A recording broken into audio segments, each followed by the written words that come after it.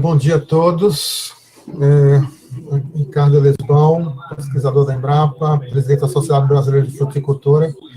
A gente está dando início hoje a uma série de web seminários, né, que são associados às espôndias, né, um grupo de plantas da família Anacardiaceae. Está baixo o áudio, o que é?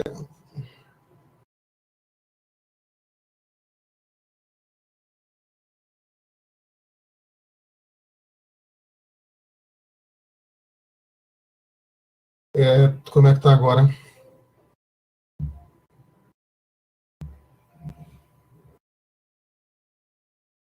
Posso começar?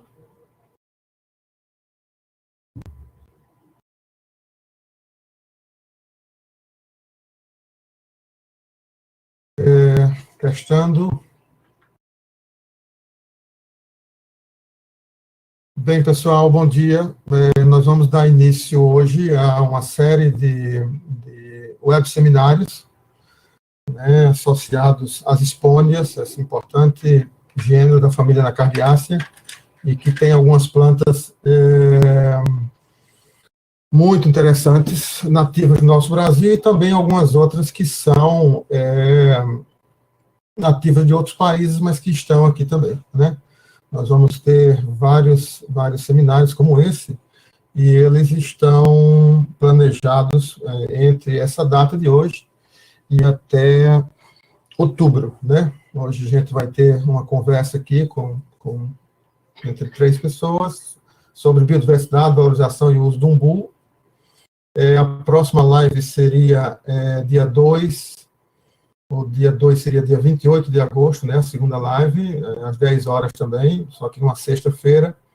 A terceira live seria dia 11 de setembro, uma sexta-feira, às 10 horas também, e a última em outubro, situação atual e perspectiva de umbu e outras espônias do Nordeste, né, sendo essa terceira, e em especial sobre o umbu e suas potencialidades, e a segunda, questão do cultivo. Hoje a gente vai dar um panorama geral sobre a valorização e uso do umbu.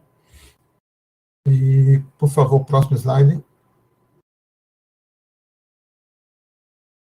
Então, a temática de hoje desse web seminário é biodiversidade, valorização e uso de umbu e outras espônias. Eu vou fazer essa parte introdutória, depois nós teremos também mais 2 palestras, as quais eu apresento em seguida. Próximo.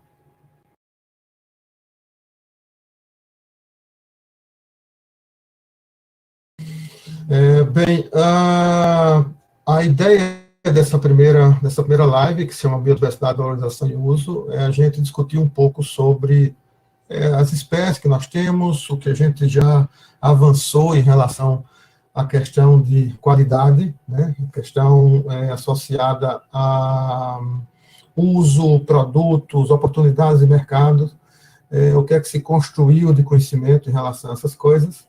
E nós vamos contar comigo, mais uma vez, eu sou o Ricardo Lesbão Alves, sou pesquisador da Embrapa, atualmente na Embrapa Alimentos e Territórios, trabalhei durante um bom tempo em Embrapa Indústria Tropical em Fortaleza, e também fui pesquisador no exterior do LABEX, Embrapa, um projeto de laboratório virtual no exterior, nos Estados Unidos durante 3 anos. Sou agrônomo de formação e também gastrólogo, mestrado e doutorado em alimentos. Nós vamos contar também com a doutora Silvanda de Melo Silva, que é professora da Universidade Federal da Paraíba. A professora Silvanda é uma das pessoas que mais trabalha a temática de frutas nativas no Brasil, no sentido de valorização, de qualidade, de aspectos associados à tecnologia e à qualidade dos produtos. Ela é engenheira química, com mestrado em alimentos e doutorado em horticultura, mestrado em lavras, doutorado na Michigan State, e é professora titulada da Universidade Federal da Paraíba. Também vamos contar com a professora Mônica Tejo, hoje diretora do Instituto Nacional Semiárido, um dos institutos do nosso Ministério de Ciência e Tecnologia. A professora Mônica é oriunda da Universidade Federal de Campina Grande e é engenheira de alimentos com doutorado em engenharia de processos, com larga experiência em várias temáticas associadas a alimentos e, consequentemente, também, agora, nesse momento, nessa construção da temática voltada para o semiárido como diretora do INSA, né? Para iniciar aqui, só para que vocês possam ter uma ideia, do nosso lado esquerdo, em cima, nós temos, vamos dizer assim, o carro-chefe associado ao Nordeste, a Spondias tuberosa, que é o nosso umbu, né, que é uma das frutas mais referenciais que a gente tem dentro desse gênero, e é a única, vamos dizer assim, totalmente brasileira, né, de ocorrência exclusivamente no Brasil. Nós temos outras espécies no Brasil de Spondias, mas que ocorrem também em outros países. É o caso do cajá, que está à direita, no centro, em cima, né, Spondias mombinho, Spondias luteus, Spondias mombinho é o nome mais utilizado, e que ocorre em vários outros ambientes normalmente mais úmidos, mas também um pouco no semiárido, né? A grande maioria do nosso cajá do Nordeste está em zonas de brejo, em zonas mais chuvosas, provavelmente do que foi a nossa Mata Atlântica, e, no caso, também da Amazônia, né? Particularmente, eu já vi cajá na América Central, em algumas regiões da Colômbia e Venezuela, em vários bosques úmidos do México e Guatemala também, a gente encontra cajá sendo chamado de robo, obo, e sendo processado muitas vezes ou utilizado de mais diferentes formas. Abaixo do cajá aqui nós temos outra fruta amarela, e existe toda uma discussão sobre isso, provavelmente na segunda live o Xavier vai comentar um pouco mais sobre isso, o Eugênio Emérito, ou talvez, inclusive, o próprio Viseu, do auxiliadora na live seguinte, mas o umbucajá seria um híbrido natural, né? Esse gênero Spondias permite ainda cruzamentos interespecíficos que fazem com que você gere um terceiro. Pode voltar para o slide anterior, o slide que estava, quer dizer. Gere uma terceira espécie, né, que é uma espécie que a gente denomina de híbrido natural. Ainda continua no slide da apresentação, ok, voltou, muito obrigado. Então, o umbucajá, recentemente, um grupo brasileiro chegou a classificá-lo, o cajá-umbu, como Spondias baienses, mas segue uma série de dúvidas ainda sobre outros frutos que supostamente viriam desse cruzamento interespecífico entre mombim e tuberosa. Inclusive, existe uma certa dúvida se a baiensis é realmente esse cruzamento, apesar de guardar semelhanças muito grandes entre as duas espécies, né? No caso do porte, ela lembra mais, o formato da copa lembra mais um umbu, mas o tamanho, em termos de volume de copa, chega a se assemelhar ao cajá, porque é uma copa mais densa e alta. Não tem o fuste que plantas de cajá têm, mas, enfim, é uma fruta bastante diferenciada, muito interessante, com vários projetos nacionais que envolvem esse produto no sentido de valorizá-lo para a indústria. Cada um, naturalmente, tem sua aptidão. O cajá é um fruto muito mais de indústria, como a gente vai ver no decorrer da apresentação, o umbu com dupla aptidão, o umbucajá com dupla aptidão.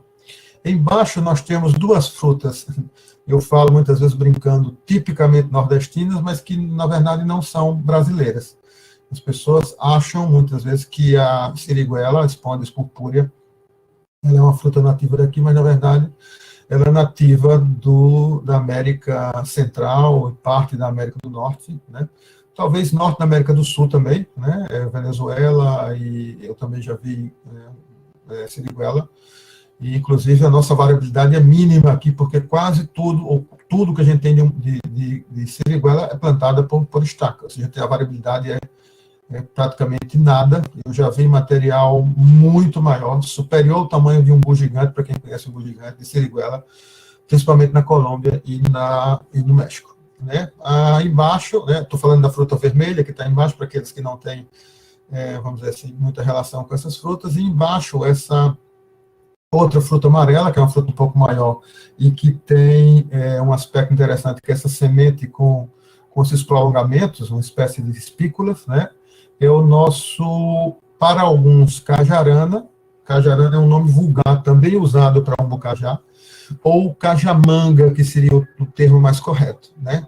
A cajamanga é nativa da Oceania, mais uma vez, tipicamente nordestina, vamos dizer assim, que as pessoas associam a cajamanga ao Nordeste também, e é muito comum que as pessoas imaginem que ela é uma fruta nossa, mas realmente não é. Próximo slide. Eu vou falar rapidamente aqui de um projeto muito importante que aconteceu no Brasil e que tem um pouco a ver com essa questão da valorização dessas frutas, que é o projeto Plantas para o Futuro. Naturalmente, as esponjas estão aí, um projeto que foi feito entre 2000 e 2005 e que relacionou mais de 775 espécies de plantas do futuro, parte delas do grupo de frutíferas, e essas plantas elas são classificadas e organizadas por grupos e por região, né? Próximo. Todo esse trabalho que foi feito nos Plantas do Futuro, de listagem, de portfólio de espécies, etc., por grupos em cada região do país, eu vou falar de forma bem resumida sobre isso, nós participamos particularmente, por exemplo, Silvana participou disso, eu participei também, isso gerou uma série de publicações, são publicações bastante densas, né, como é o caso dessa publicação do Nordeste, e que vocês vão poder ver no próximo slide.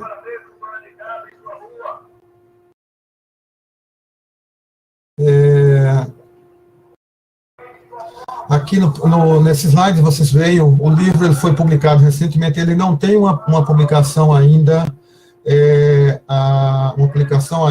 vamos dizer assim, física, existe a ideia de se publicar, mas nesse link, depois, com o vídeo gravado, vocês vão poder acessar, mas se vocês colocarem o título do livro no Ministério do Meio Ambiente, vocês vão conseguir baixar. É uma publicação de 1.314 páginas, e aí todas as esponjas que a gente vai comentar, uso, cultivo, tem algumas informações bem interessantes que vocês podem acessar a partir daí.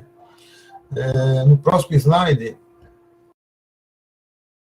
a gente tem um pouco do conteúdo do livro, ele envolve a região Nordeste, pode passar o slide, contextualizando como é que ela está distribuída, quais são as zonas de ocorrência dessas espécies, etc., em cada estado, e a importância disso, pode passar. E dentro disso, a gente, claro, naturalmente, dentro das espécies prioritárias, as nossas esponjas, o cajá, o umbucajá e o umbu, elas vão estar dentro desse capítulo de plantas alimentícias. Próximo. E dentro dessas estruturas, né, vocês vão poder ver aqui a esponjas baiense, como eu comentei, que é a nossa umbucajá. Pode passar o próximo. Nós teríamos também um capítulo sobre esponjas tuberosa, que é o nosso umbu, a planta mais característica entre as esponjas do Brasil. E o próximo, a gente vai poder ver a esponjas baiense umbucajá. Pode passar o próximo. A partir desse projeto, vocês só têm uma ideia do uso e do potencial que essas frutas têm, durante os últimos anos, a partir de um financiamento junto ao Bioverse e à FAO, nós trabalhamos com essas frutas listadas no Plantas para o Futuro, dentro de um projeto chamado Biodiversidade para Nutrição e Saúde. Pode passar o próximo. Esse projeto, ele gerou uma base de dados da composição nutricional, no caso aqui, eu estou falando do Nordeste, mas ele foi para o país inteiro, dessas plantas nativas do Nordeste, inclusive associando toda essa questão do uso para alimentos na merenda escolar, e também desenvolvimento de preparações voltadas para a questão gastronômica, né? Então, toda a questão de nutrição, saúde, Silvana vai falar um pouco mais sobre isso, de composto de interesse para a saúde, foi caracterizado nesse produto e foi até um produto final que está caracterizado nos próximos slides, pode passar.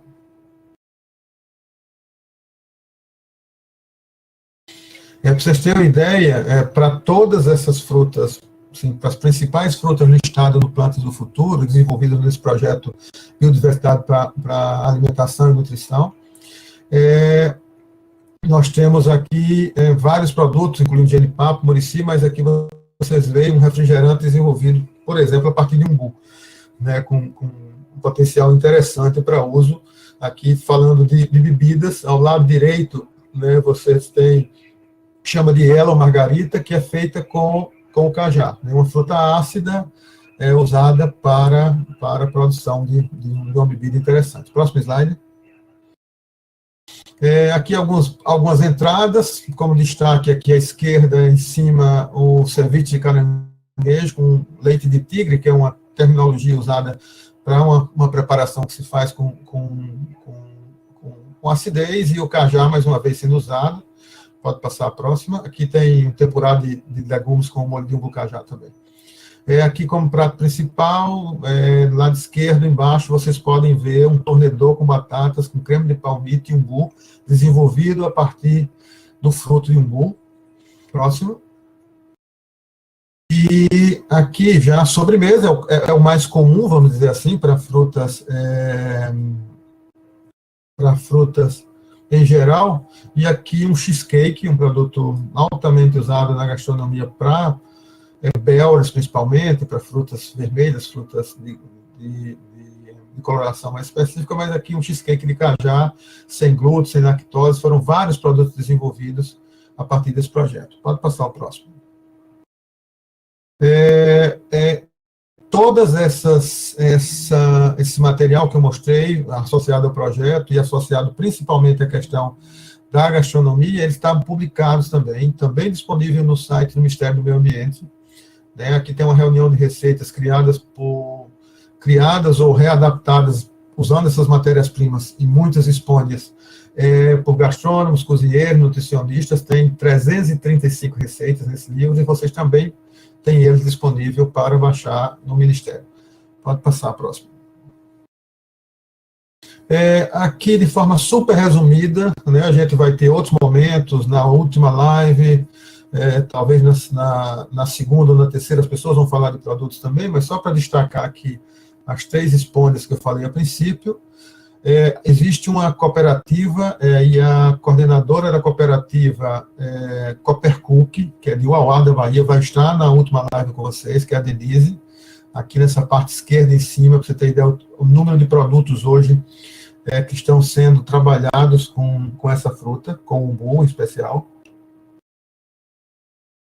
Na parte de baixo você tem geleias orgânicas, sucos, doces em massa, doce de umbu com jabuticaba, doce e geleia, eu comentei já, orgânico, inclusive uma cerveja, né, uma sour, uma cerveja ácida, preparada a partir de umbu. E do lado esquerdo também nós vamos estar com o empresário, que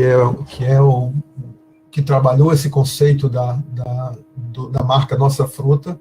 Aqui produtos deles são produtos, em geral, sem nenhum tipo de aditivo, tanto de cajá umbu quanto de cajá. Pode passar a próxima.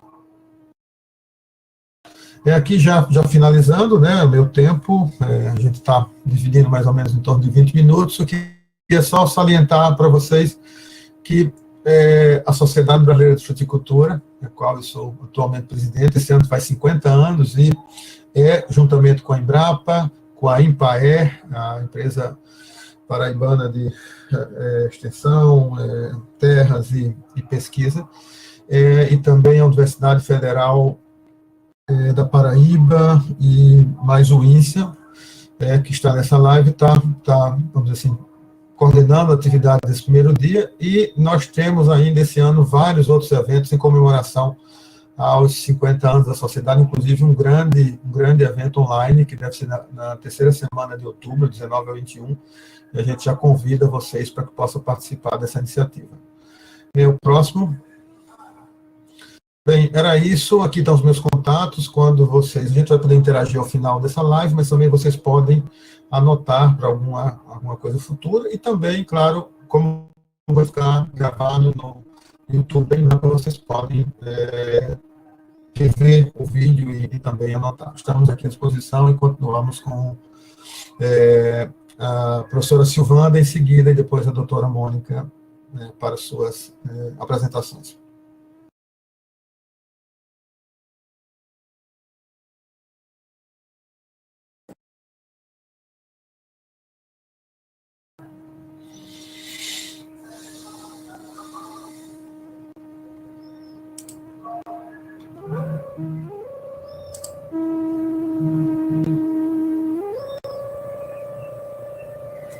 Enquanto se carrega a próxima apresentação da professora Silvana, que foi devidamente apresentada, né? Mais uma vez, a professora é uma expert em frutas nativas, né? Tem um longo trabalho, inclusive no início da carreira trabalhou em indústrias também, e que vai nos falar em seguida agora sobre o umbu e outras esponjas como valiosas fontes de compostos benéficos à saúde. Por favor, professora Silvana.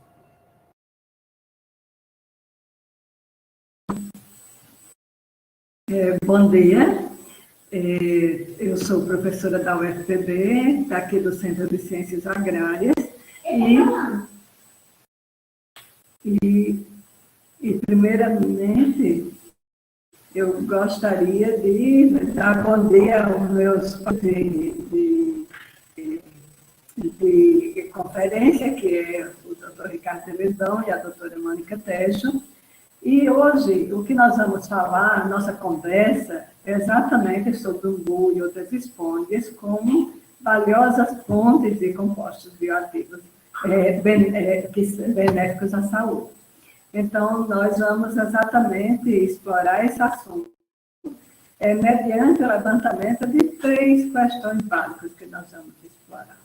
Sim? Então, eu dou boas-vindas a todos vocês e vamos conversar um pouquinho sobre essa temática tão interessante, tão empolgante, que são essas frutas do semiárido, né? Assim, tem um bambu que é nativo, como o Ricardo falou, mas as outras frutas que elas são bem nordestinas, como foi muito bem colocado. Então, o próximo slide, por favor. O próximo slide, por favor. Então, o que são essas frutíferas do gênero esponjas?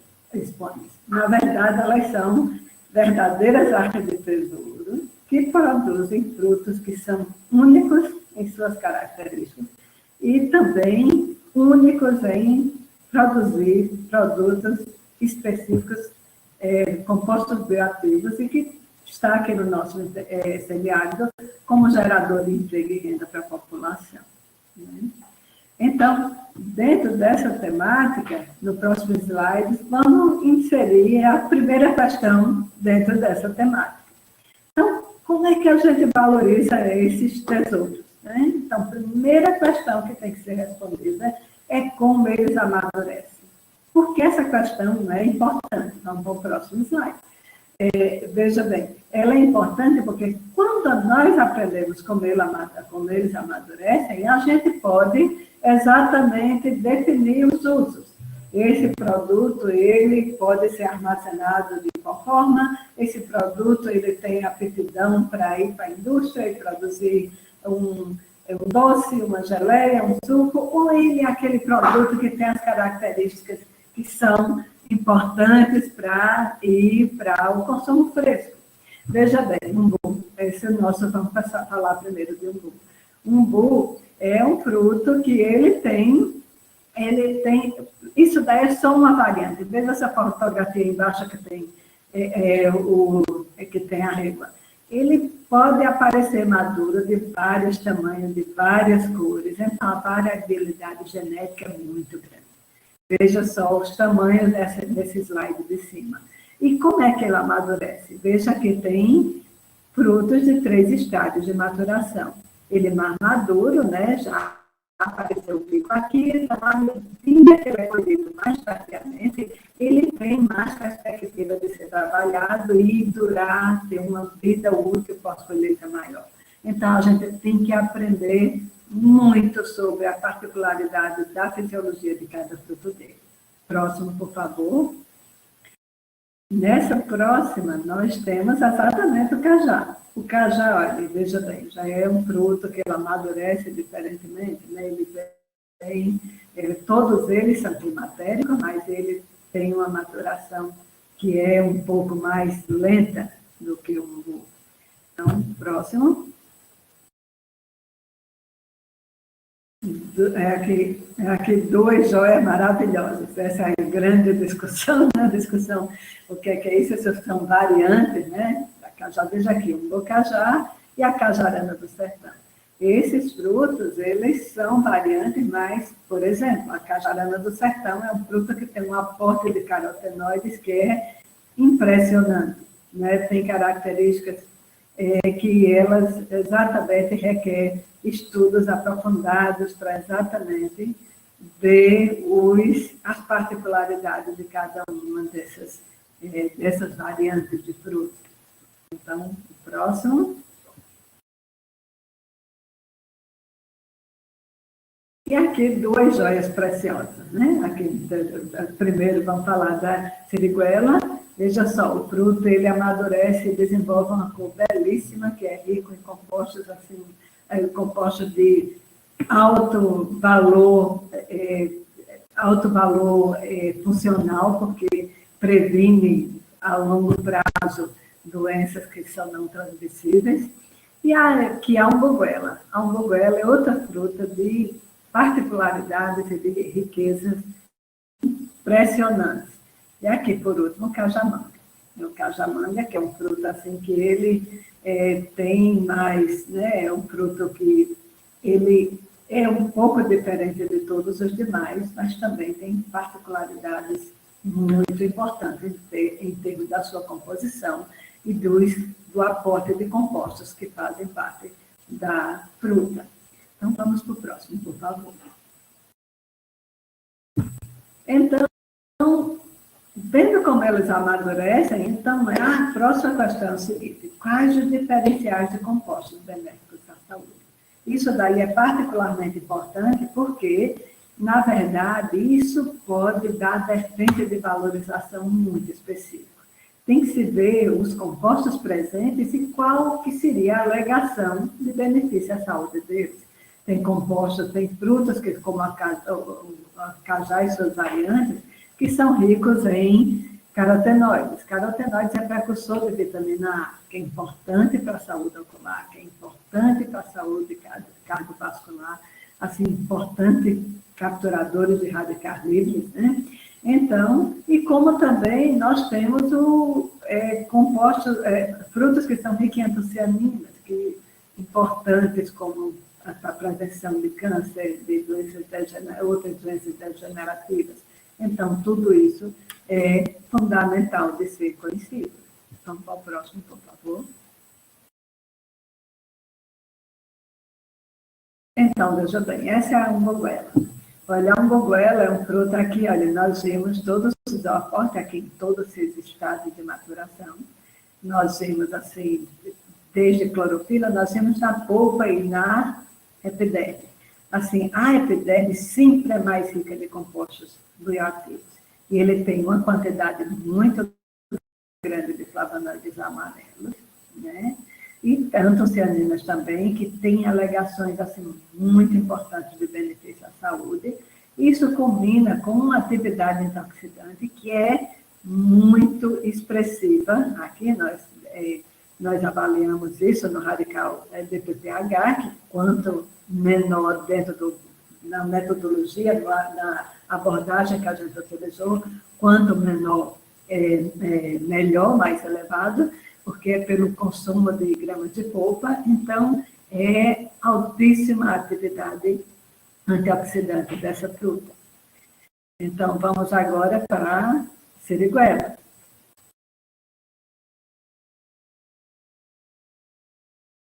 A siriguela é outra joia. Você vê aqui, olha, as antocianinas, elas aumentam à medida que a maturação avança. A gente vê aqui, olha, que no último estágio, um fruto maduro é um fruto, assim, muito rico em antocianinas. Os flavonoides amarelos, eles, assim, diminuem, mas eles têm um aporte, assim, considerável. Os polifenóis extraíveis totais, que congregam uma série de outras substâncias, inclusive estão inseridos esses dois grupos primeiros, eles, assim, muito alto, né? Ela vem, quando, à medida que ela amadurece, diminui, mas ele vai resgatando isso no final da maturação, de modo que, quando o fruto está completamente maduro, diminui aqui o consumo de polpa por consumo desse radical DPPH. Então, isso significa que a atividade antioxidante é maior. Então, um fruto completamente maduro, ele é um fruto que tem uma atividade antioxidante muito alta.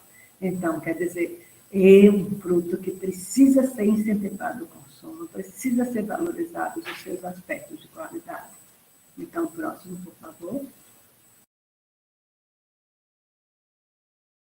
E aqui, exatamente, um bolo assim, rico em carotenoides. Você vê assim, ele é verdinho, mas aparece um nível considerável de carotenoides aqui. Ele verde amarelado e ele amarelo. Então, assim, isso daqui são plantas que foram prospectadas aqui desde o norte de Pernambuco, Paraíba e Rio Grande do Norte, e nós, assim, levantamos plantas, matrizes diferenciadas em termos de qualidade. Por que esse tipo de estudo é importante? É importante exatamente para definir as aptidões. Assim, tem plantas que elas produzem frutos que são mais adequados para exatamente produzir para a indústria. Mas exatamente as iniciativas, elas têm que ser também voltadas para valorizar esse fruto em termos das características de qualidade para o consumo fresco, né? Para ser utilizado esse fruto para consumo de mesa. O próximo slide, por favor. Aí aqui estão os polifenóis também, assim, um teor considerável do fruto verde para o fruto amarelo, né, variando aqui do verde amarelado, que diminui ligeiramente. Isso daí é uma tendência comum, geralmente a tendência é que o corte ele reduz a duração. Né? Então, e o próximo? E a atividade antioxidante desse fruto, assim, dentro dessa prospecção que nós fizemos, assim, curiosamente, ele vai, né, a atividade antioxidante também pelo DPPH. Então, a tendência é que exatamente, aqui nesse caso nós fizemos por outro método, ABTS, né, pelo tipo de composição do fruto. E a gente vê aqui que quando no fruto completamente maduro, assim, ele praticamente tem uma atividade antioxidante média que é compatível. Mas é um fruto que ele perfeitamente ele pode ser valorizado para ser amplamente utilizado na merenda escolar das crianças, né? E que pode ser aportado fatores de marcadores que diferenciem ele para atingir mercados específicos, né? Próximo slide, por favor. Então, agora, vamos assim comparar esses frutos. Quais os diferenciais de qualidade? Aqui está a cajarana do sertão, o cajá, o umbu, a siriguela e a umbuguela. Então, veja bem, vamos ver aqui a cajarana do sertão, aporte alto de carotenoides, com aporte muitíssimo alto de beta-caroteno. Cajá, muito nível altíssimo de carotenoides.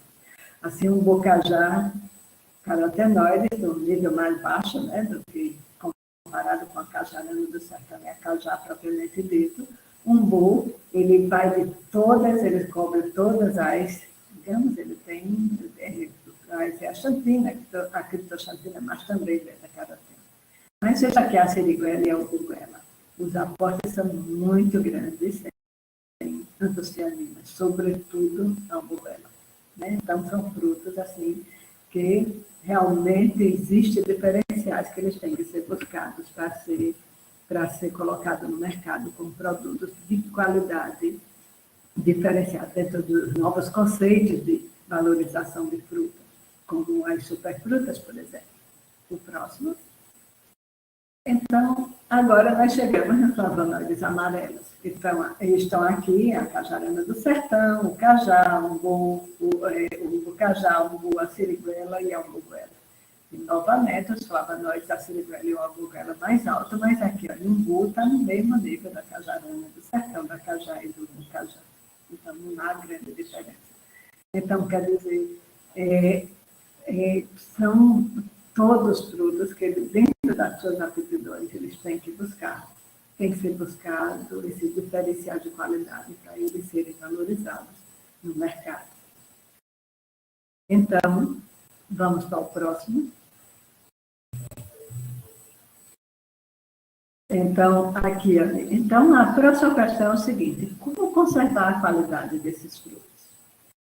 Então, dentro dessa questão, conservar a qualidade significa propiciar a condição desse produto sair de uma região e ele seguir para outra região, propiciar a condição dele ser exportado da região de origem de produção, mas também aventurar mercados mais competitivos, mercados onde esses diferenciais de qualidade possam ser agregados ao produto e esse consumidor novo, curioso, ele possa exatamente adquirir esse produto dentro dessa cadeia valorizada. Então, próximo, por favor. E dentro de uma questão bem abrangente, na verdade, o umbu, ele tem a importância socioeconômica, mas ele é muito perecível. Todas essas frutas desse gênero, como eles são climatéricos, eles são altamente perecíveis. Então, uma abordagem que pode ser muito bem utilizada são os filmes flexíveis. Mas filme flexível, a gente tem que ter cuidado de utilizar isso aí. Não é só colocar um filme. Esse filme ele tem que exatamente atender à demanda fisiológica daquele fruto. Nós temos que saber a particularidade daquele filme, se o fruto respira mais, se ele respira menos, porque é necessário que haja exatamente o aporte de oxigênio para que aquele fruto possa conseguir respirar aerobicamente dentro daquela embalagem, sem que ele possa fermentar, por exemplo, e perder a qualidade. Então, a atmosfera modificada é uma alternativa. E se a gente, mesmo sob a condição ambiente, o próximo slide, por favor, então, mesmo sob a condição ambiente, a atmosfera modificada, ela pode exatamente ajudar esse fruto.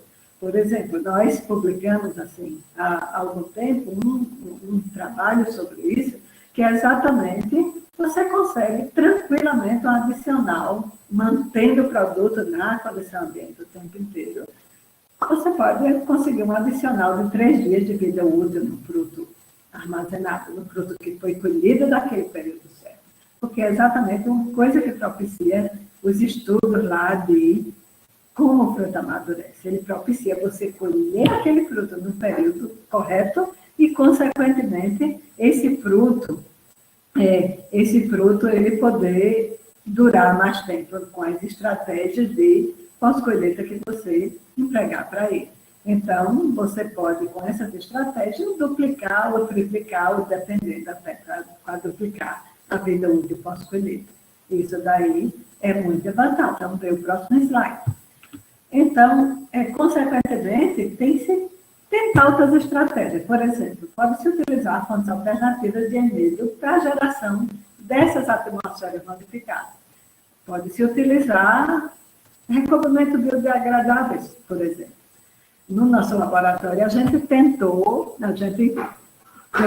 teve uma ação muito bem sucedida utilizando amido de amêndoa de semente de manga, utilizando um plastificante para tornar ele uma cobertura flexível, e nós aplicamos isso daí vamos ver esse resultado aqui na frente, que interessante. No próximo slide. Então, a gente conseguiu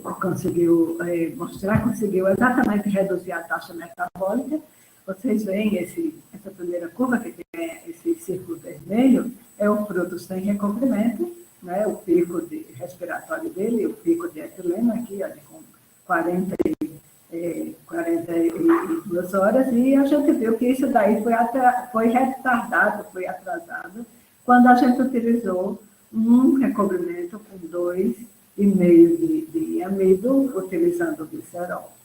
Então, na verdade, olha, o que a gente conseguiu com essas abordagens foi o seguinte.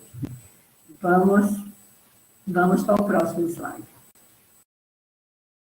Então, veja só, esse fruto, necessariamente, com essas coberturas, eles têm mais brilho. Veja aqui a diferença do fruto. Esses são as três coberturas utilizadas, e aqui é o fruto do controle. Então, o benefício no brilho, na aparência do fruto, é marcante.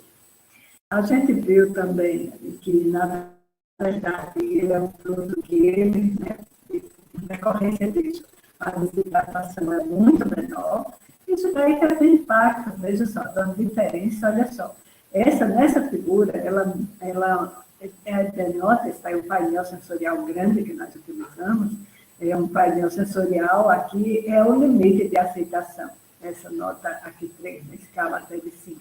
Então, veja bem, esse fruto do controle, ele cruzou essa linha aqui, ali, aproximadamente em 6 dias, mas o fruto que recebeu esse recobrimento de 2,5, ele manteve-se viável por muito mais. Você vê aqui, olha, nesse período, depois de 12 dias, ele está ainda bem acima dessa linha de aceitação.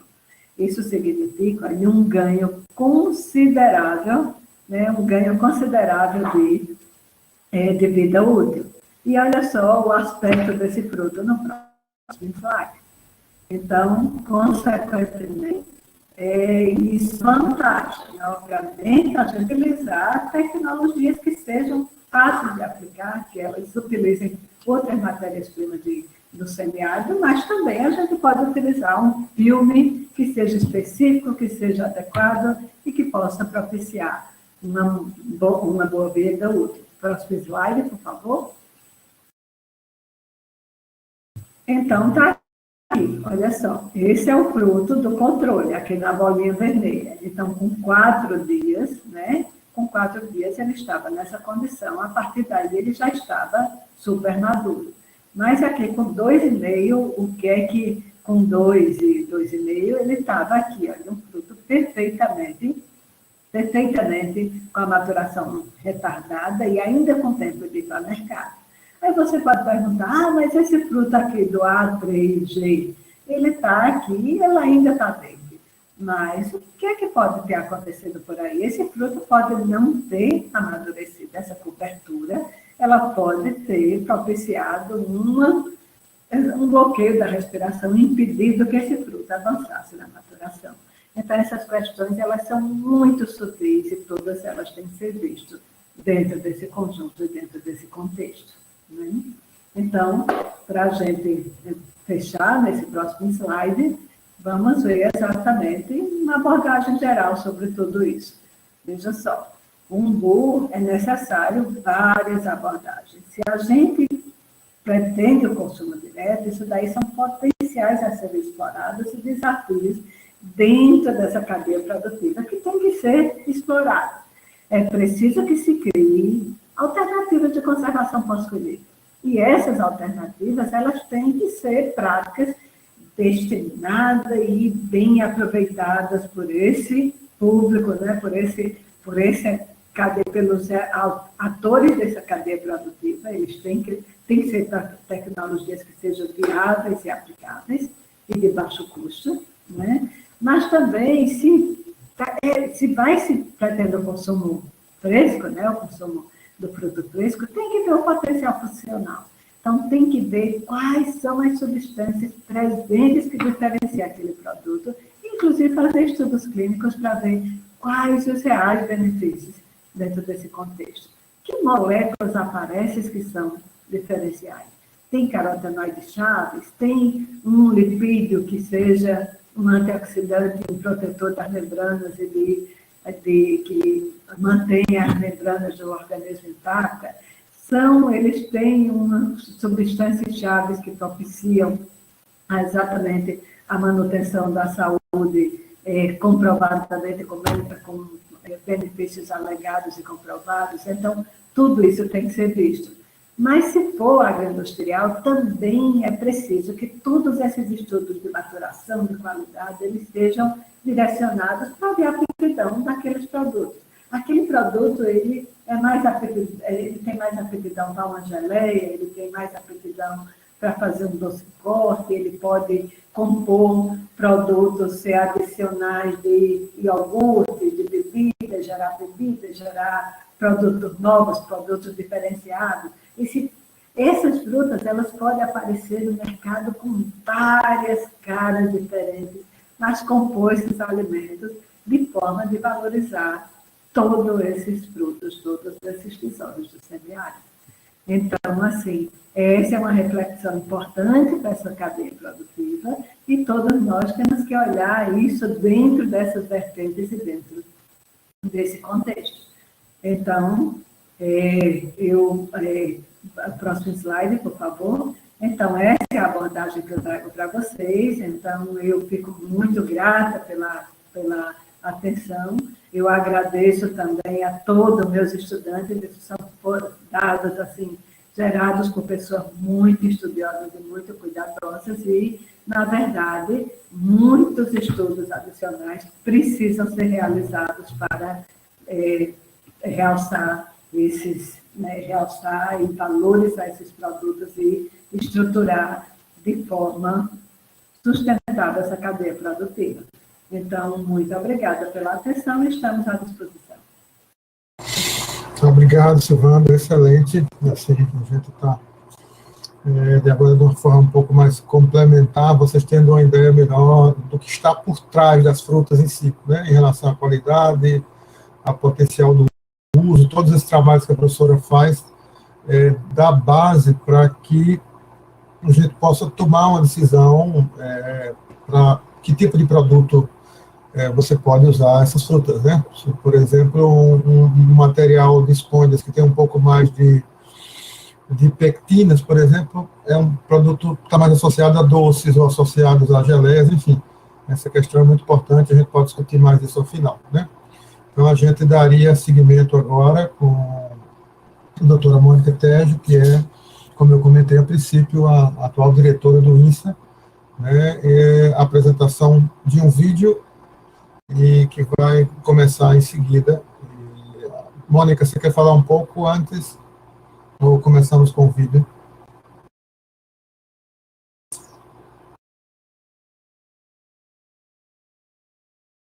Bom dia a todos.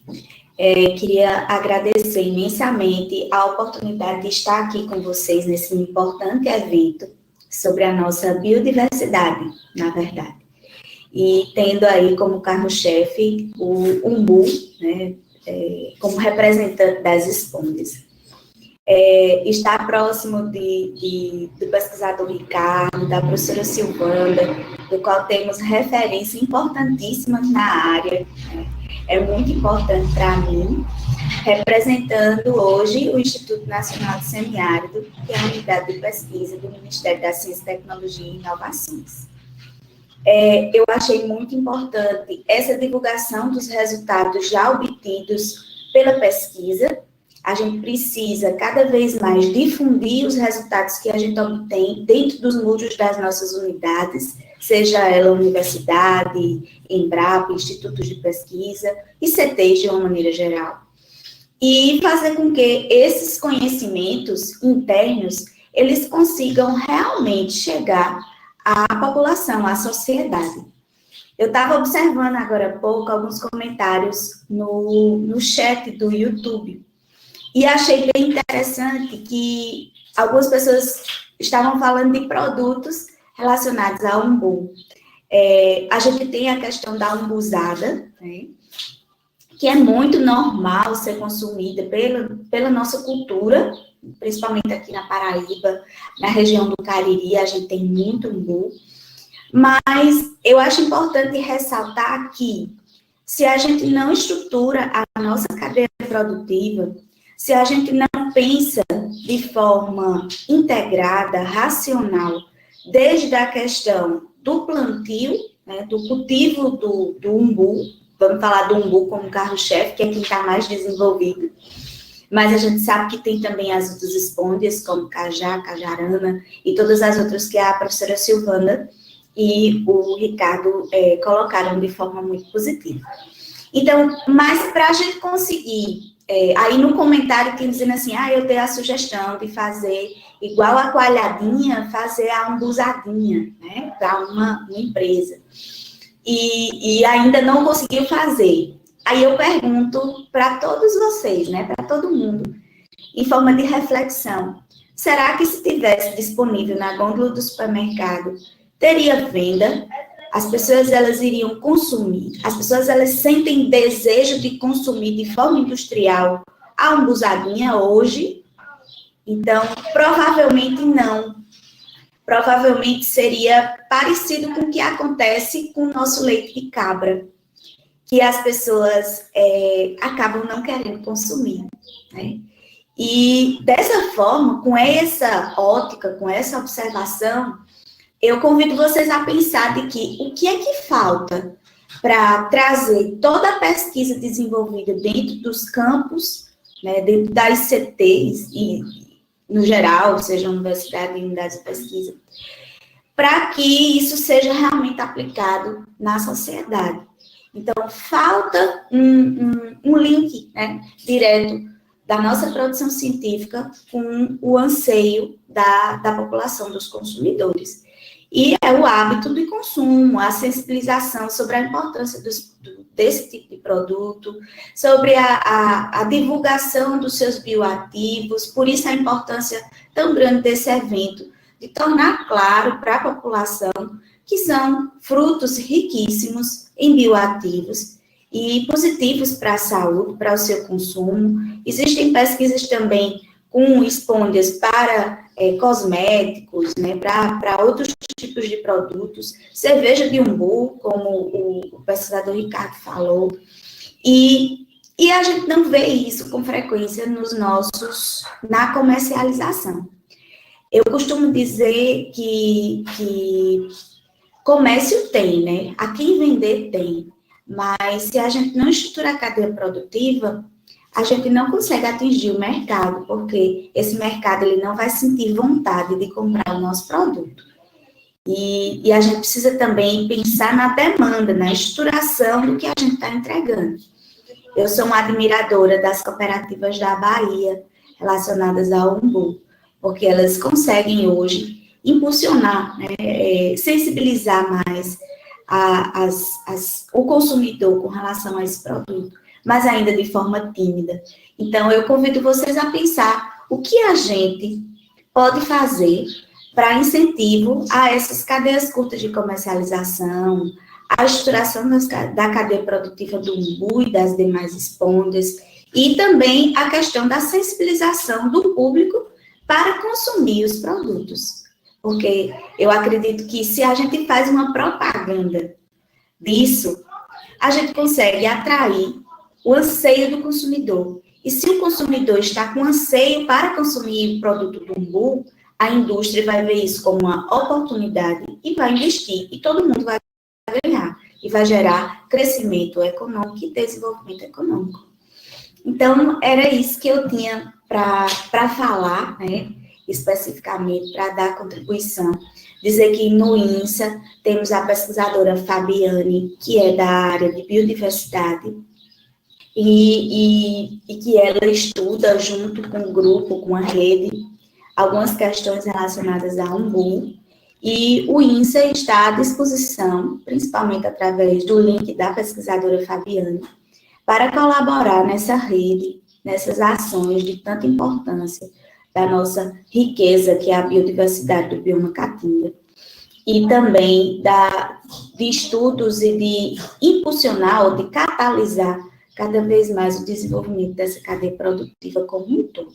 Somos atores dentro desse arranjo E precisamos estar integrados, conversar mais a respeito, divulgar e fazer com que a cultura do umbu chegue de forma positiva e com anseio para que as pessoas elas queiram cada vez mais consumir, né, ter o hábito de consumo desses produtos, que são deliciosos, né, que são da nossa região. E a gente precisa ter uma identidade e incentivar cada vez mais essa produção. E sempre nas minhas falas eu faço essa provocação. A gente está no tempo de tirar as nossas pesquisas de dentro dos nossos institutos e colocar elas na rua, e colocar elas para que a sociedade utilize. É o que a gente chama de transferência de tecnologia. A Embrapa já vem fazendo aí o conceito de Open Innovation, né, inovação aberta. E a gente precisa estar seguindo esse exemplo de transformar, de trazer para a sociedade, utilizar e gerar receita, que é gerar inovação em si, relacionada a esses tipos de produto. Então, a minha consideração relacionada ao tema seria essa. Acabei falando o que o vídeo também falava, tá? Então, eu acho que não é necessário a gente vincular o vídeo está disponível no YouTube. Quem quiser conversar ou quem quiser assistir, fique à vontade para ver também, mas acabei me sobrepondo na fala. Então, eu agradeço imensamente o convite de participação, principalmente o Ricardo, a professora Silvana, da qual eu admiro demais, e estou à disposição com o INSA, com a nossa linha de pesquisa específica de biodiversidade e as demais áreas de impacto para a sociedade que o INSA se propõe a fazer hoje. Então, os meus agradecimentos e me coloco à disposição para qualquer arguição. Obrigada, tenha um bom dia. Obrigado, Mônica, foi excelente a contextualização. Eu acho que a opção pela fala foi até melhor, porque você contextualizou as duas apresentações anteriores e ficou perfeito, né? Assim, a gente pode interagir agora. Acho que a Silvana pode deixar o vídeo ligado também, Silvana. A gente já tem uma série de perguntas aqui. Vamos tentar trabalhar com as perguntas também, mas podemos interagir entre nós.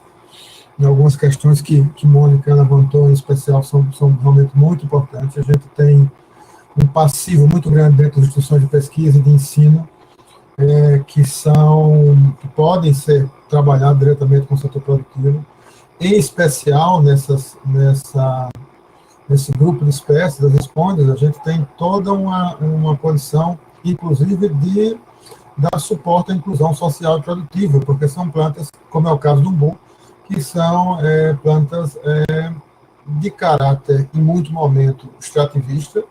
Há várias perguntas sobre o cultivo aqui, mas quando a Mônica, inclusive, fala sobre cadeia produtiva, não obrigatoriamente ela está falando também de plantios comerciais. Está também, mas não só, porque existem exemplos muito importantes, como ela mesma deu, que é o caso da Bahia, de Uauá, onde há uma exploração sustentável, sem afetar o bioma, e que permite com que você tenha esse trabalho voltado para a exploração no umbu, sem obrigatoriamente ter cultivos comerciais. Você preservando a caatinga, você coletando material da natureza de forma extrativa e desenvolvendo produtos que hoje chegam até ao mercado externo. Então, isso é tremendamente importante.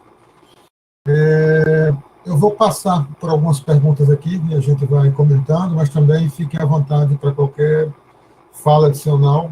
Enquanto eu me organizo aqui, se quiserem falar alguma coisa, fiquem à vontade.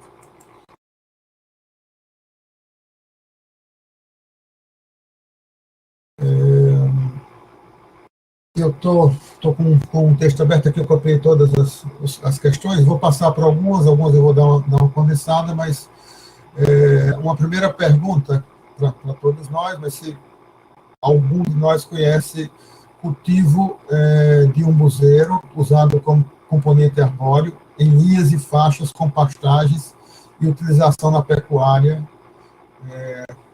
Se vocês quiserem comentar, do contrário, eu posso comentar um pouco também.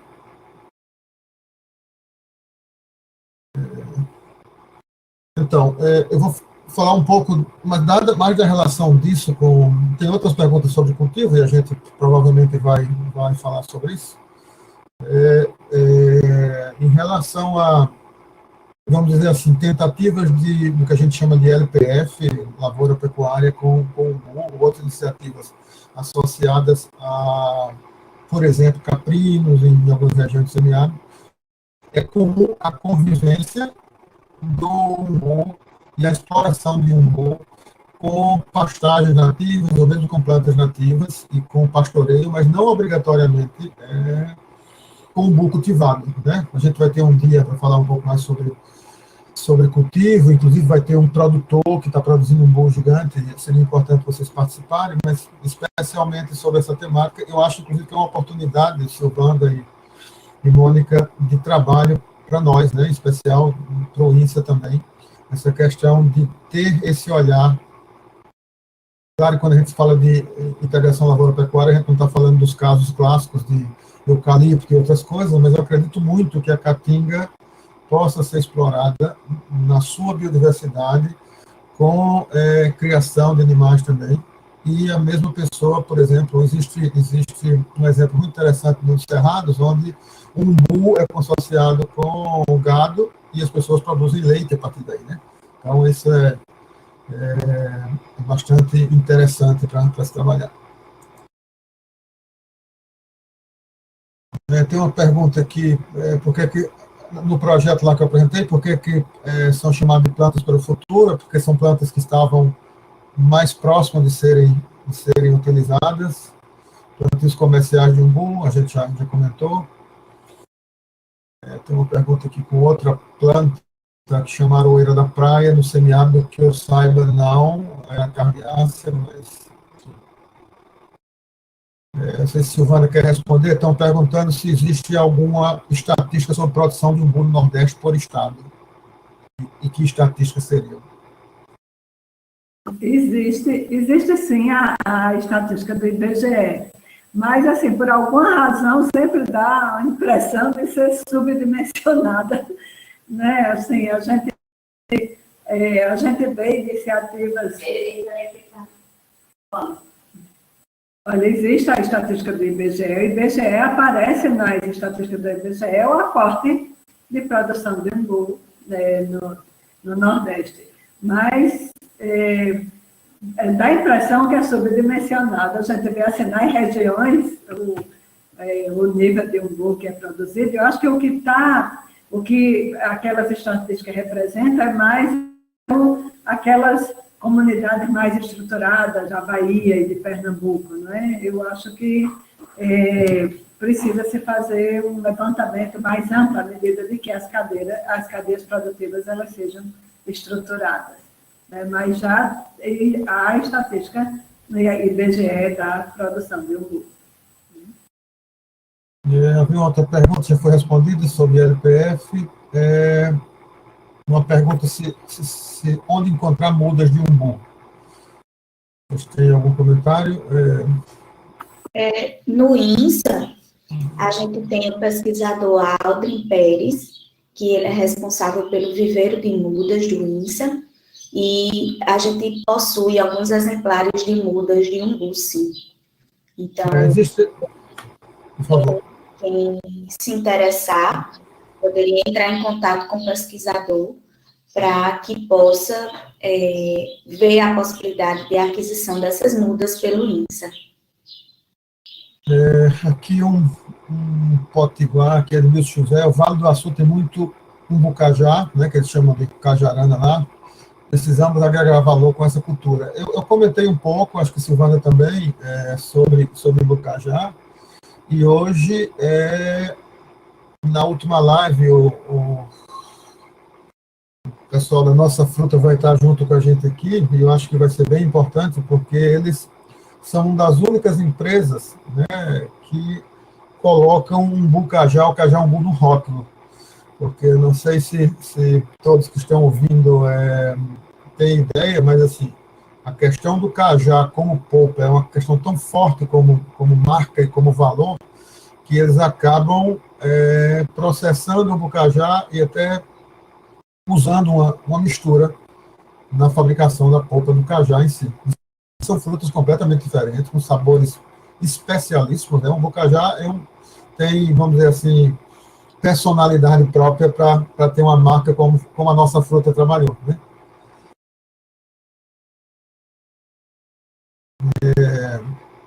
Alguém conhece algum projeto com um bugigante? Algum contato? Eu posso comentar, mas se vocês tiverem algum contato, por favor, Silvana.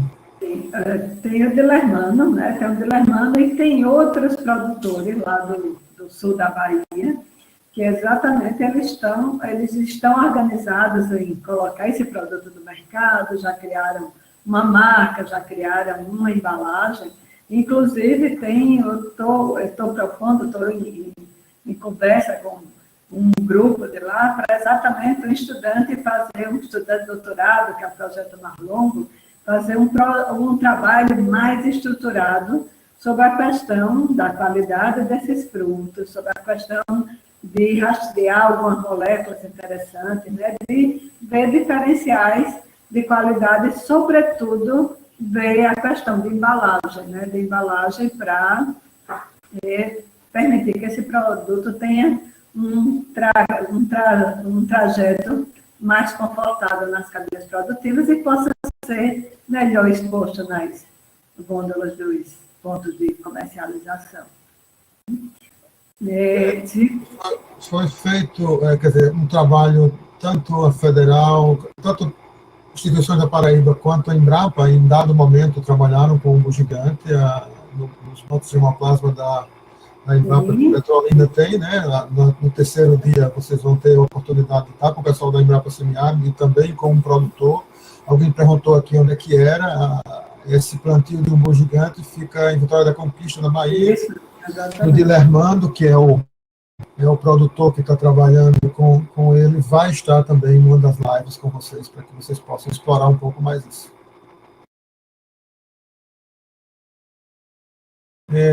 Algumas pessoas aqui perguntando se sabem a exigência hídrica do umbuzeiro. Eu posso fazer algum comentário, mas não conheço o trabalho voltado para nem irrigação, nem exigência hídrica, mas orientei um trabalho bem interessante em relação a isso. Eu sei que a Embrapa trabalhou também, não com a exigência em si, mas com essa grande resistência que o umbu tem, né? Porque,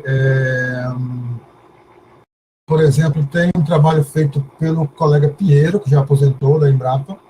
Ele colocou na região de Petrolina, que é semiárido bastante forte, enxertou outras espônias, como siriguela, como cajá, sobre umbu, e essas plantas produziram bem no semiárido. A base, né, a porta enxerto de umbu, tem uma aptidão muito grande por causa das estruturas de túberas para suportar essa questão de seca, né? Eu, particularmente, não conheço projetos com irrigação, não sei se vocês têm alguma outra informação.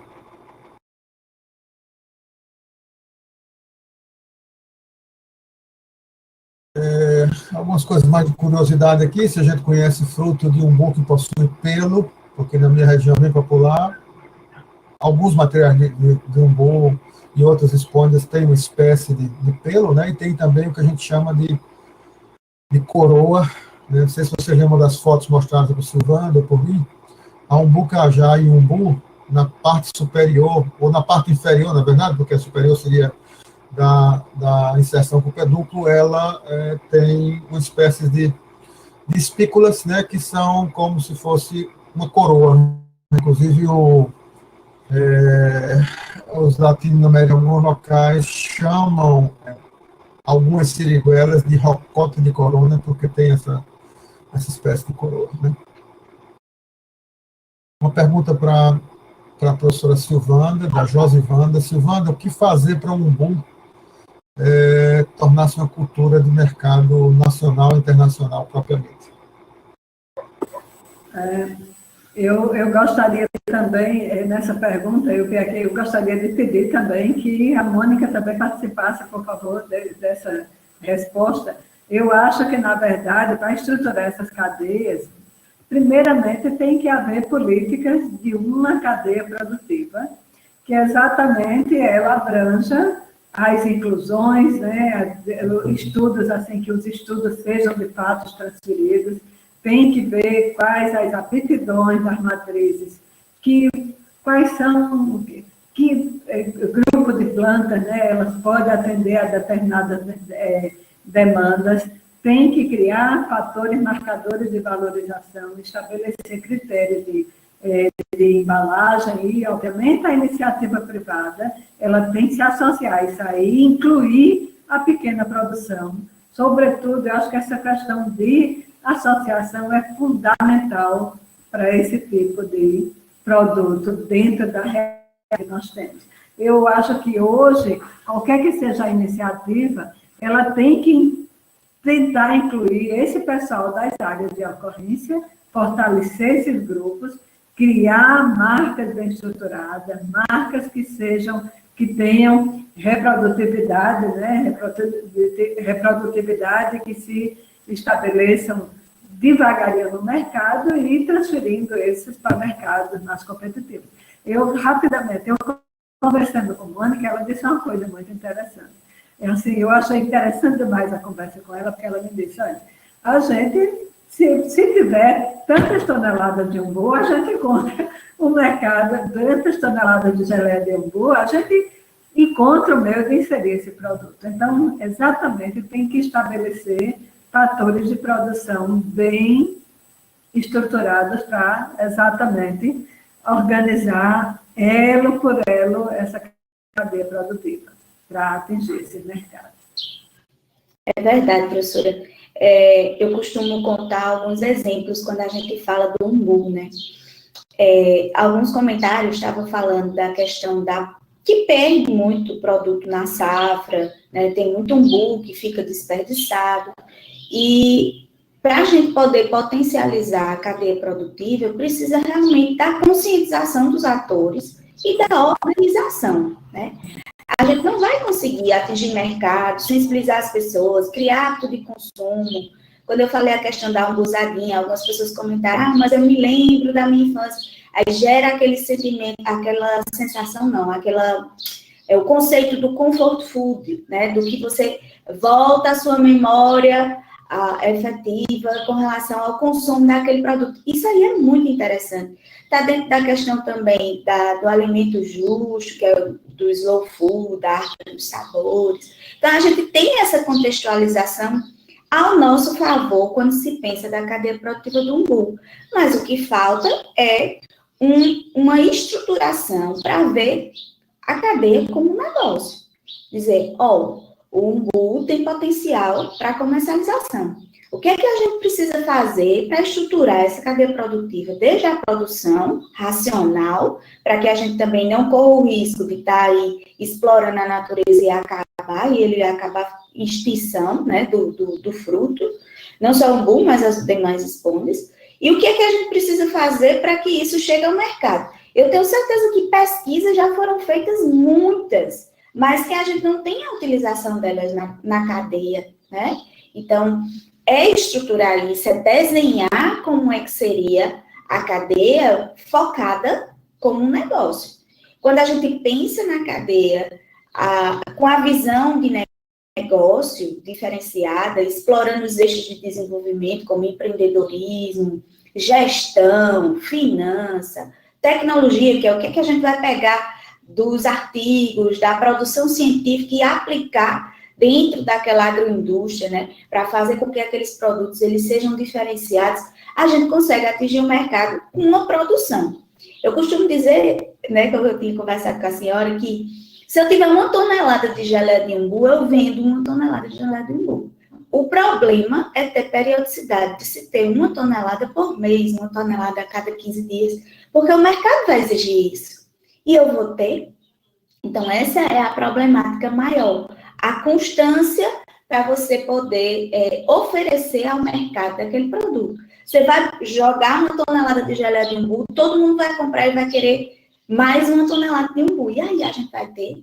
Então, se a gente não pensa de forma racional no negócio de começo, né, lá do manejo, relacionado à produção comercial do fruto até a ponta, a gente não vai conseguir ter muito êxito, porque a gente vai continuar naquela cadeia de comercialização. O produtor faz uma polpa de fruta e vende diretamente na cidade, nas feiras, ou no mercado institucional, que é o que a gente chama de PNAE, PAA. Então, assim, são vendas pequenas, são vendas dentro desse conceito de cadeias curtas. O que a gente pode fazer para aumentar isso? Então, à frente da incubadora IACOC, recentemente, né, durante esses anos, de 2014 para cá, a gente fez muito no período da safra. A gente pegava o caminhão lá de Jussara, do Cariri, do Uruçu, São João do Cariri. Ela tinha um caminhão e tinha as caixas lá da agroindústria dela. A gente alugava, pegava o caminhão e as caixas dela, fazia com que o galego lá de Duas Serras, que tinha um monte de pé de umbu, e o umbu se perdia, a gente pegava e fazia com que o galego vendesse o umbu usando as caixas e o caminhão de Jussara. O galego pagava o aluguel do caminhão e das caixas para Jussara. A gente enchia o caminhão e ia levar para Pombal ou para Cajazeiras, para a agroindústria de polpa de fruta processar esse umbu, né, lá no sertão, para ter polpa de umbu armazenada para comercialização no sertão durante todo o ano. Lá em Pombal, a gente não tem umbu, naquela região não tem umbu, então a polpa de umbu comercializada vinha do Cariri. A mesma coisa acontecia com as meninas lá de Sumé, do Carimbu, do Nazaré.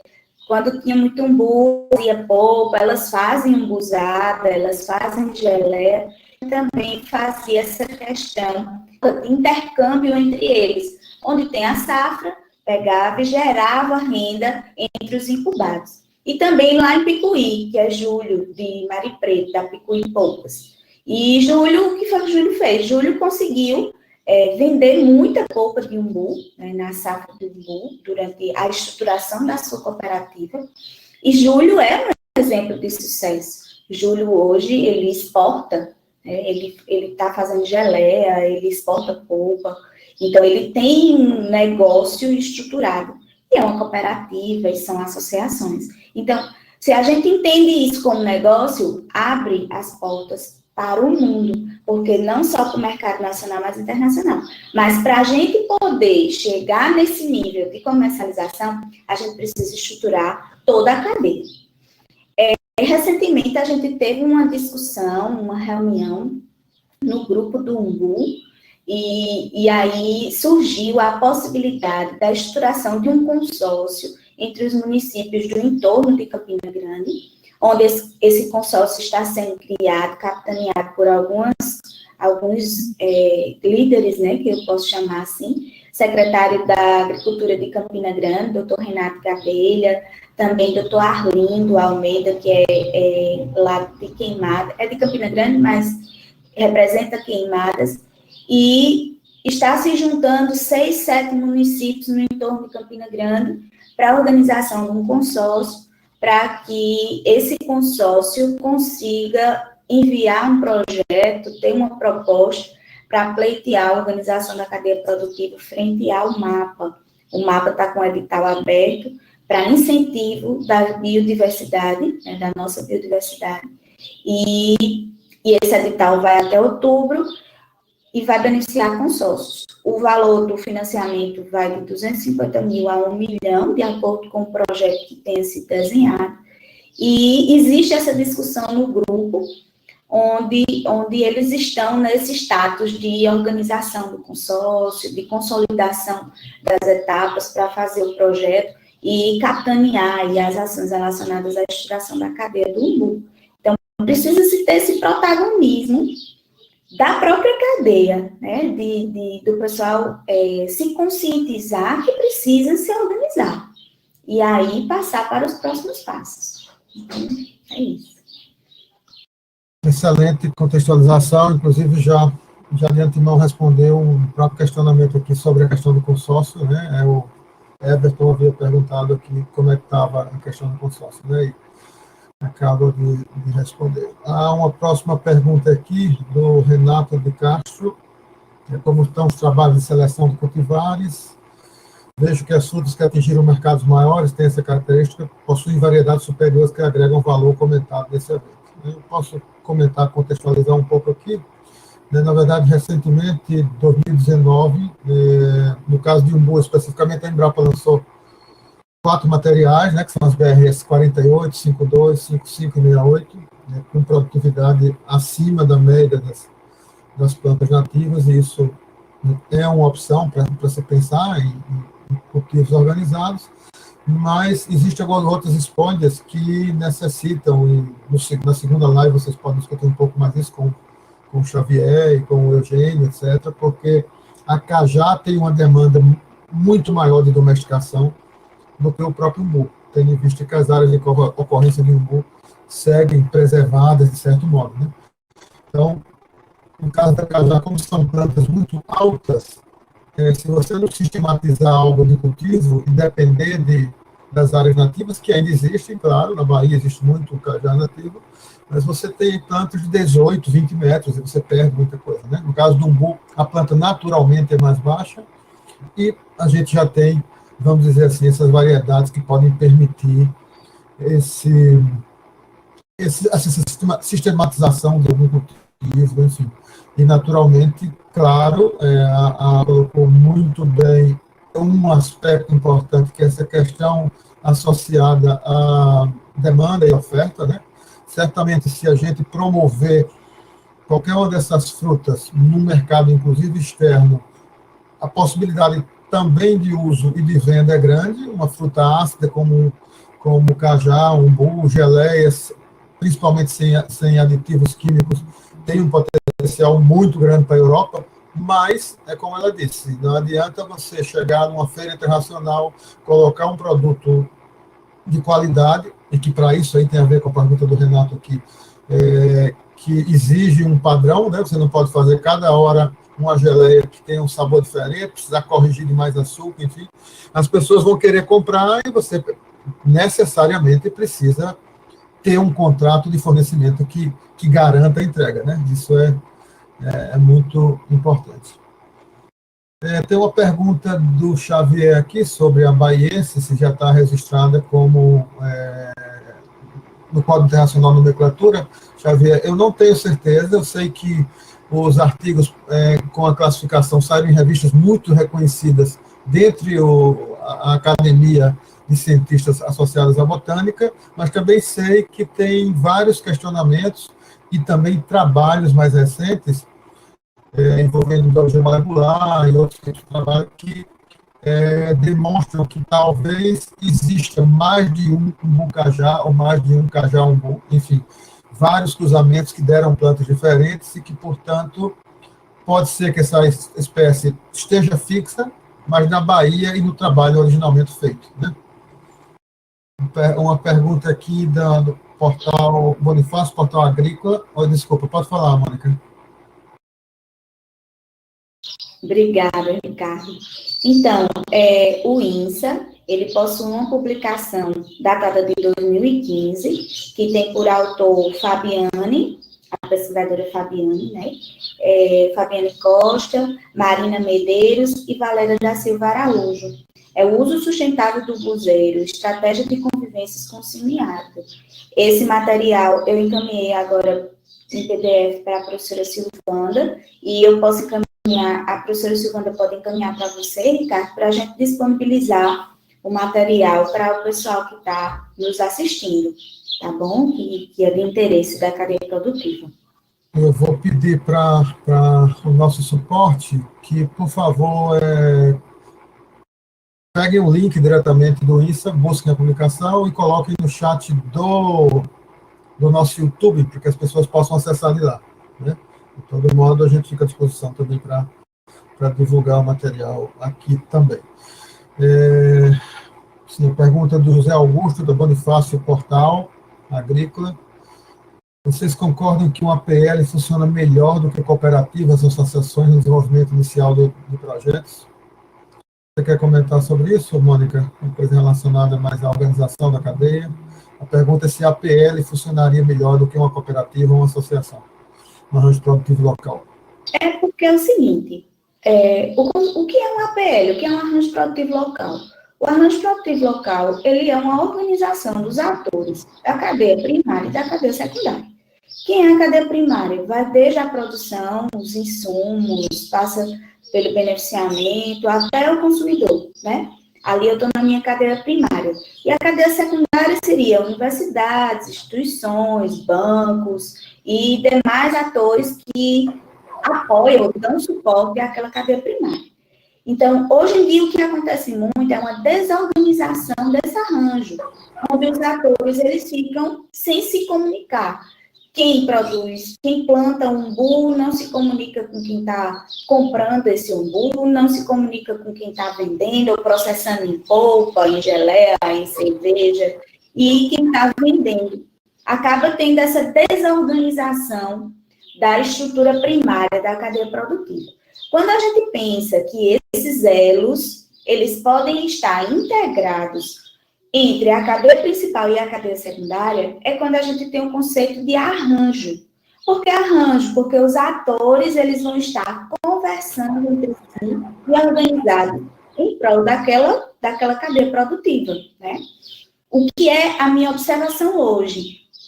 Na Bahia, a cadeia produtiva está bem estruturada, ela consegue conversar com os atores, com os elos da cadeia, né? E a gente vê a ação já em forma de arranjo. Aqui na Paraíba, eu já não consigo visualizar dessa forma. Eu já acredito que existem pessoas com interesse no plantio e na venda do produto in natura, já existe outro grupo que está lá só focado na produção de polpa, outro grupo só focado em geleia. Então, a gente não tem uma comunicação homogênea entre os atores. E por isso que a gente não tem, ainda não consegue falar em arranjo. Possivelmente, com o consórcio montado entre esses municípios, né, e entre os demais também, a gente vai conseguir montar um arranjo, porque os municípios eles vão conversar, vai se ter uma estruturação da cadeia produtiva, e primária e secundária, e uma estruturação macro em forma de arranjo. Então, precisa ter esse entendimento de conceito, precisa ter a questão clara de que cada ator faz parte são partes do todo, e cada um tem o seu valor, tem a sua participação dentro do arranjo. Quando se estrutura esse arranjo, a gente sabe que a cadeia vai ficar mais organizada, o que tiver de investimento, ele vem para todo o arranjo, então, de primário e secundário, com todo mundo ganhando em conjunto. O que hoje eu não observo dessa forma, principalmente no nosso estado da Paraíba.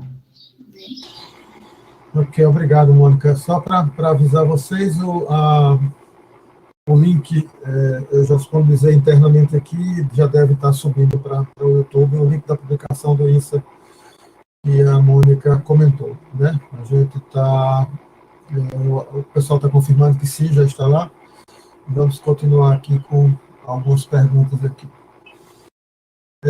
Alguém perguntou aqui, saber se existe algum trabalho de diversidade e caracterização morfológica de espécies de umbu. Particularmente, eu desconheço no sentido de diversidade genética.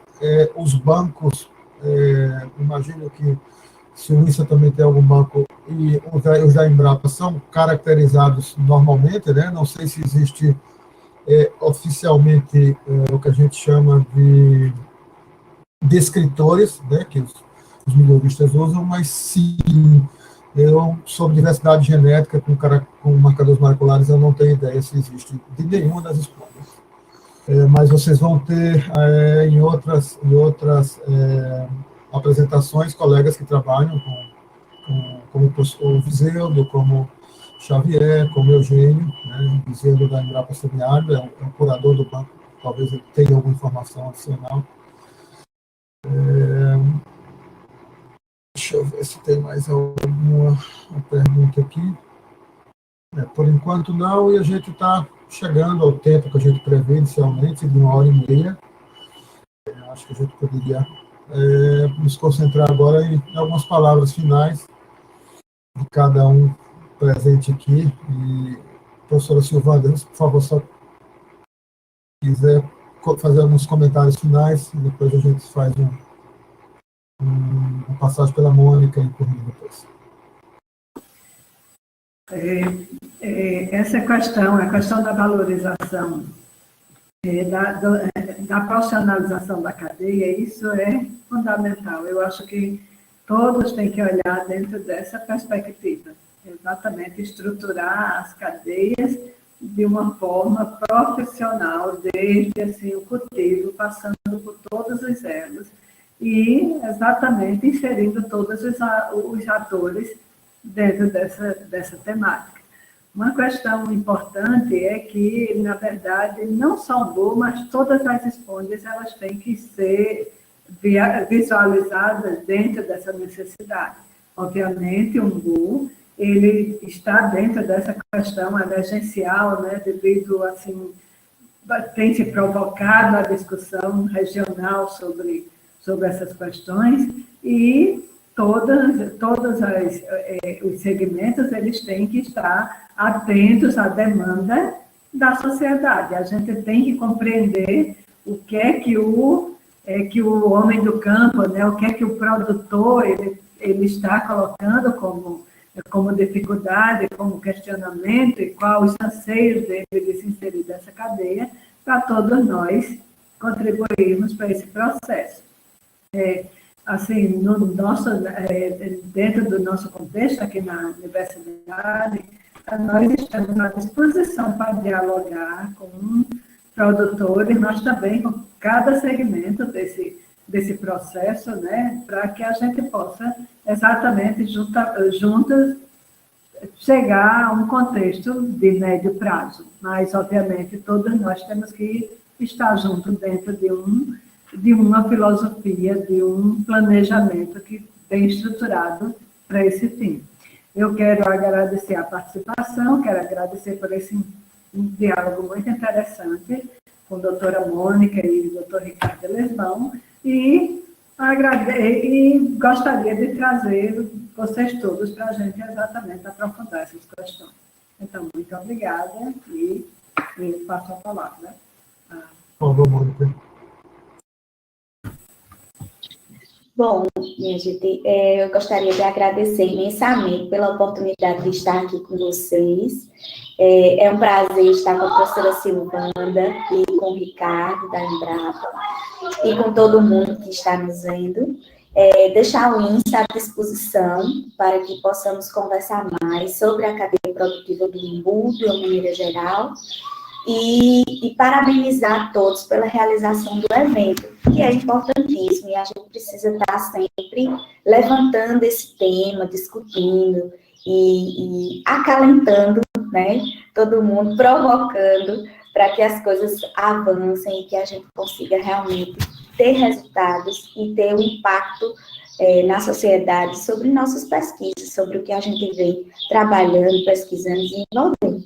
Então, é um prazer enorme estar aqui com vocês, agradeço imensamente pelo convite, e é isso, e parabéns pelo evento.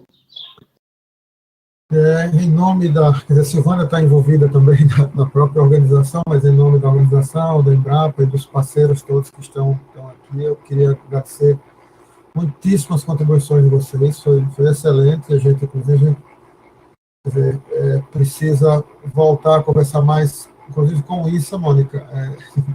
Nós temos uma relação desde o nascimento com a instituição, e a Embrapa está cheia de, entre aspas, construções novas, organizações novas, e a gente precisa, vamos dizer assim, atualizar nossas agendas e conversar tão logo seja possível.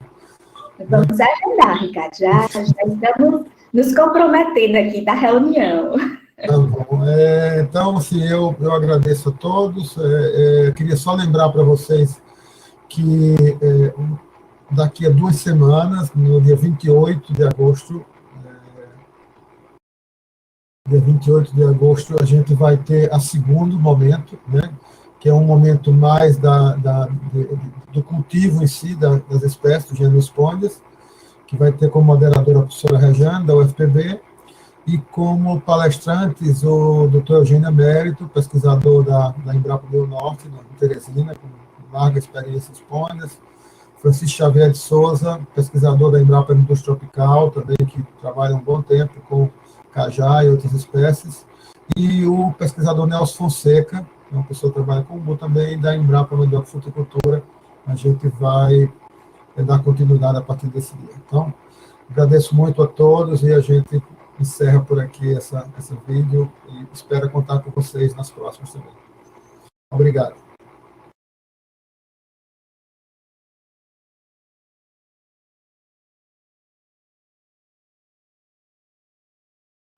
Tchau, bom dia.